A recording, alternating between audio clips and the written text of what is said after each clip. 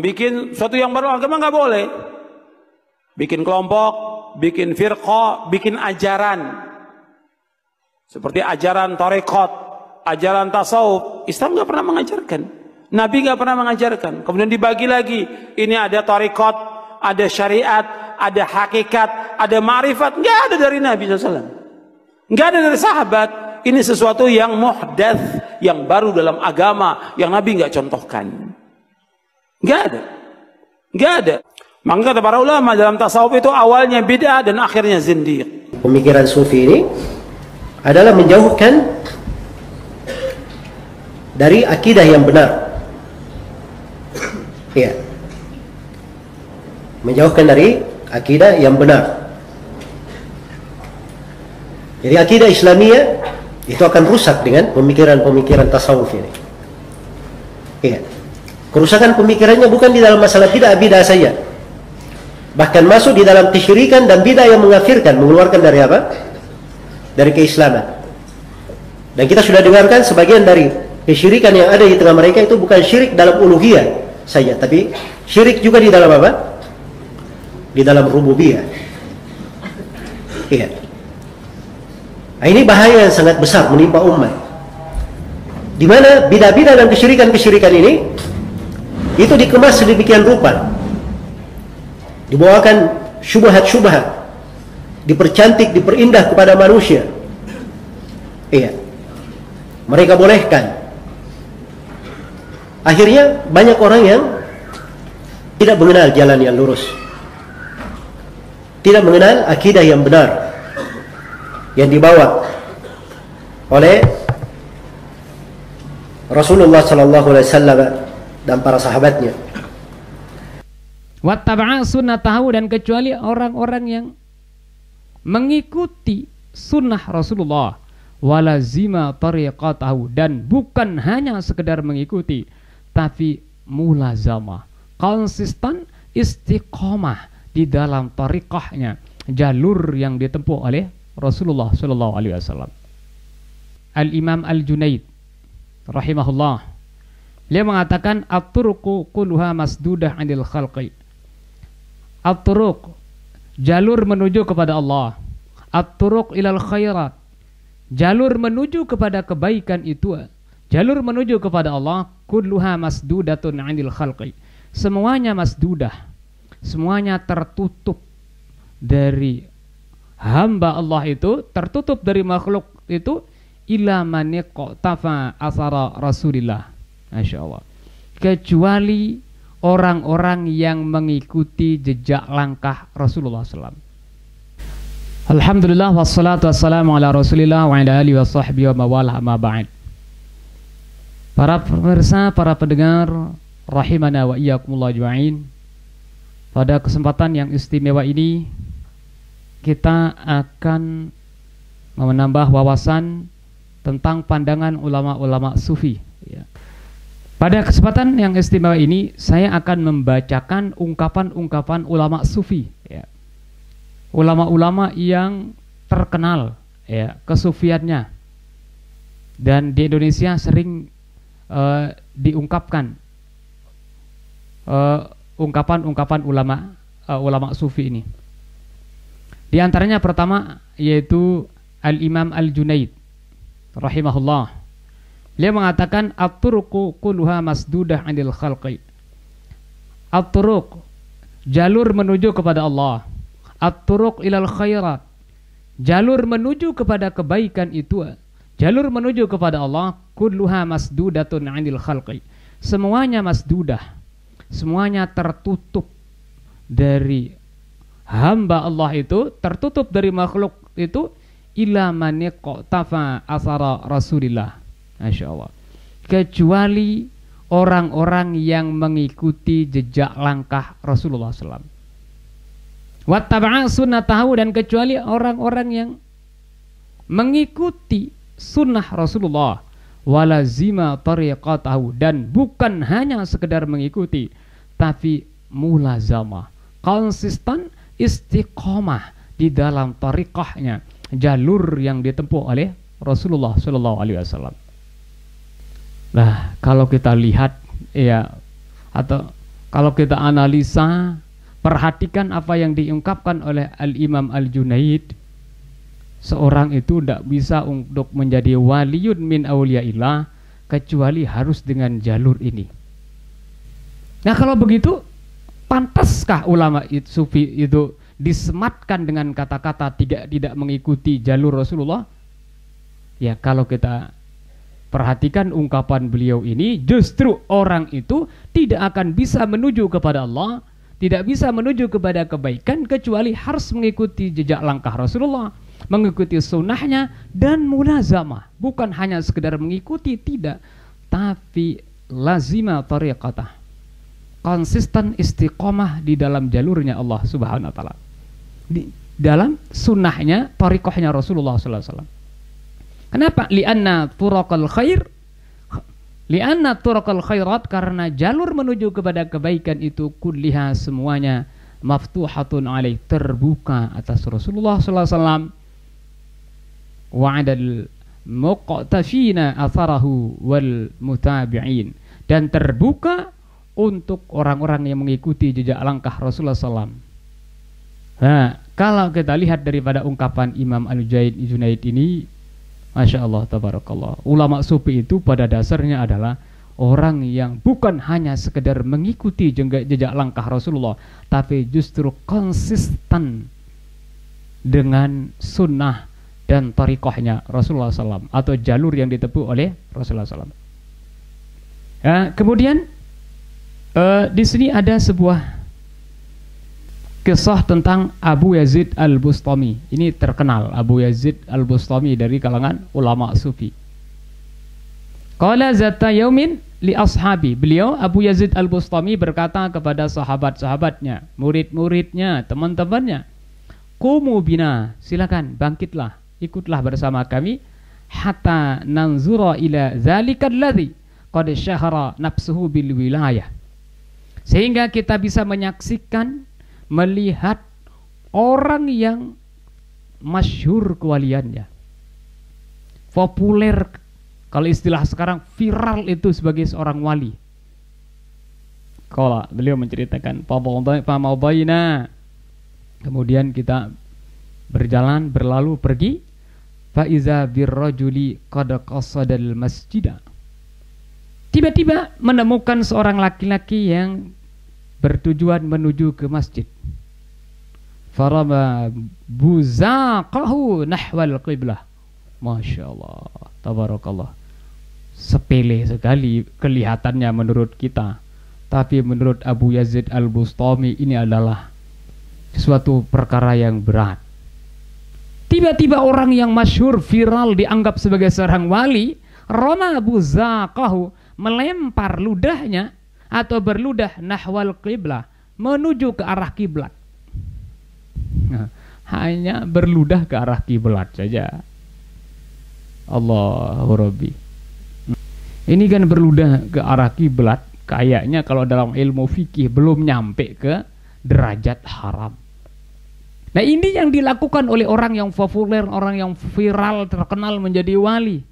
Dilihat kejadian ini oleh Abu Yazid Al-Bustami, fansarafa Abu Yazid walam yusallim alaih. Abu Yazid justru balik.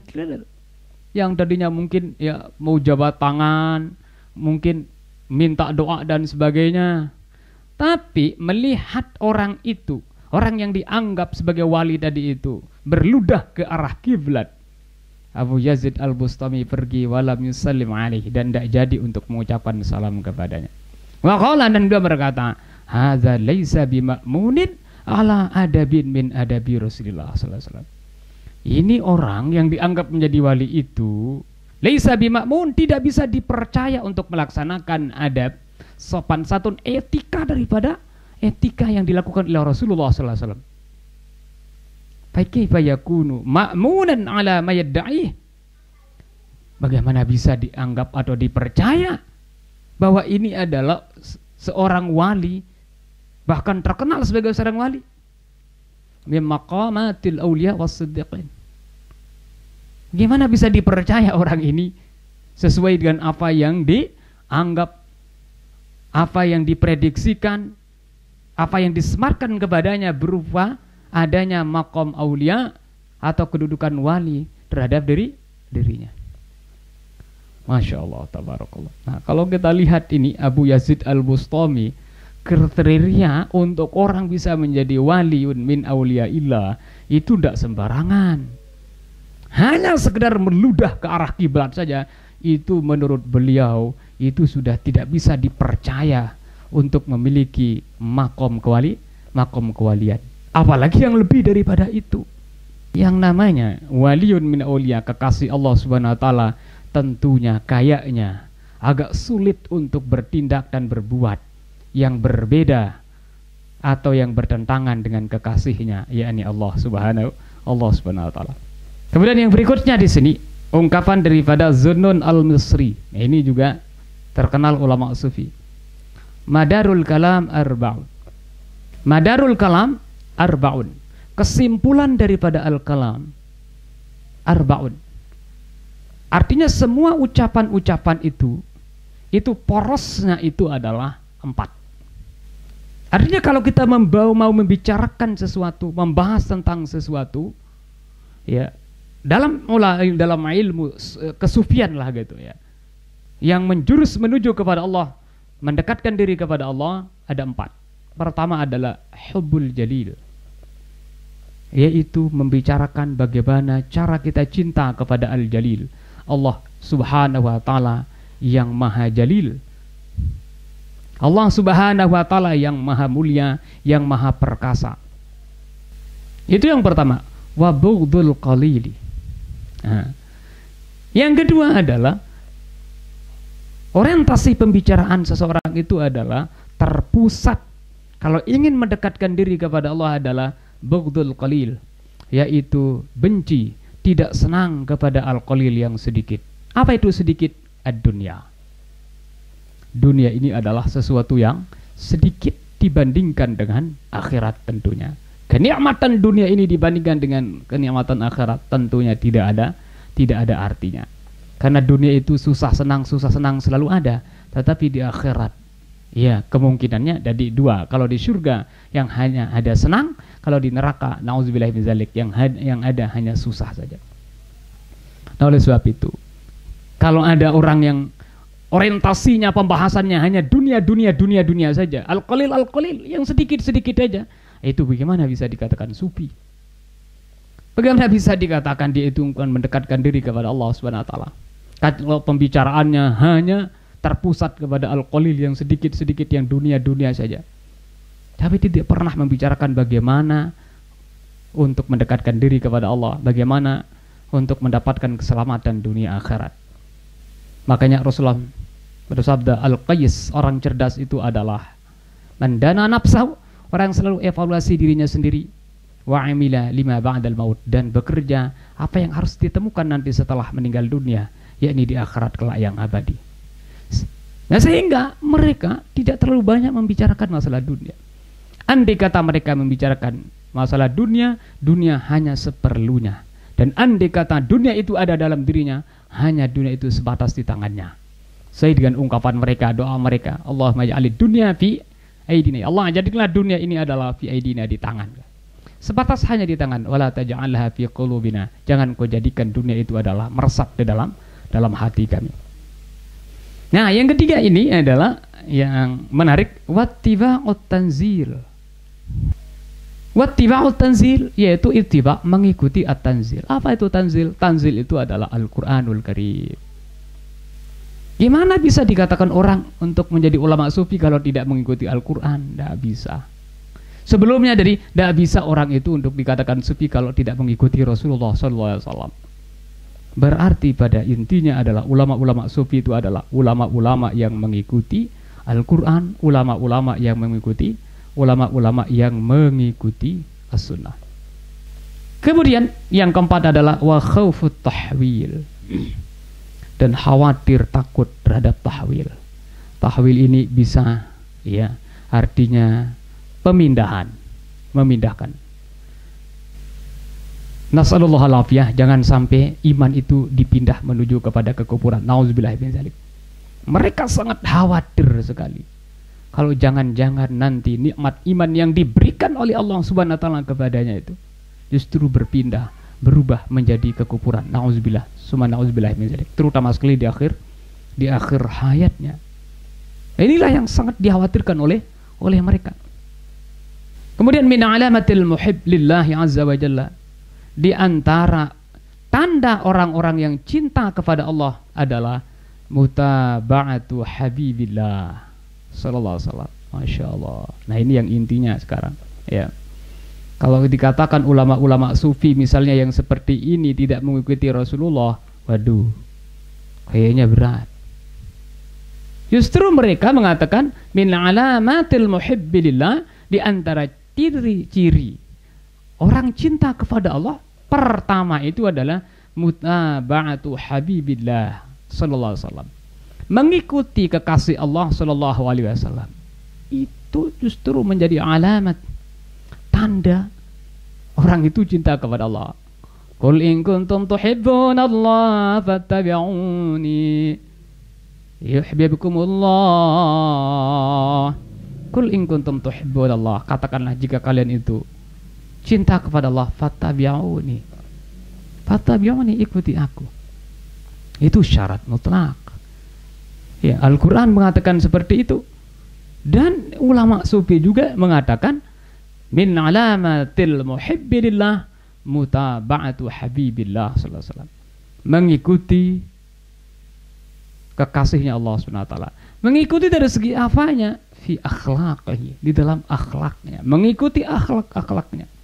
Wa fa'alihi, semua perbuatan-perbuatannya. Wa awamirihi wa sunnati, perintah-perintahnya itu diikuti. Wa sunnati, dan sunnah-sunnahnya.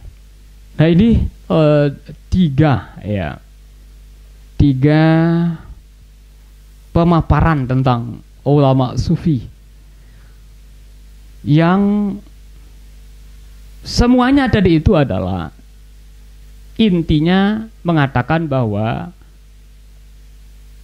orang yang ingin sukses, orang yang ingin dekat kepada Allah, orang yang ingin wusul atau nyampe kepada Allah itu pada intinya kuncinya adalah tidak lepas semuanya itu adalah mutaba'atu habibillah sallallahu alaihi wasallam, yaitu mengikuti kekasih Allah Subhanahu wa taala, baik dari segi akhlak, af'alnya, perintahnya, sunnahnya. Yes, sekedar ini mudah-mudahan menambah wawasan kita, ilmu pengetahuan kita. Dan kalau ada yang bertentangan dengan yang seperti yang dikatakan oleh mereka ini, beliau ini, ya tentunya perlu dipertanyakan itu kebenaran kesufiannya. Sekian, kurang lebihnya mohon maaf. Wallahul muwaffiq wal hadi ila sabilir rasyad. Wassalamualaikum warahmatullahi wabarakatuh. وفرعون ذي الأوتاد الذين طغوا في البلاد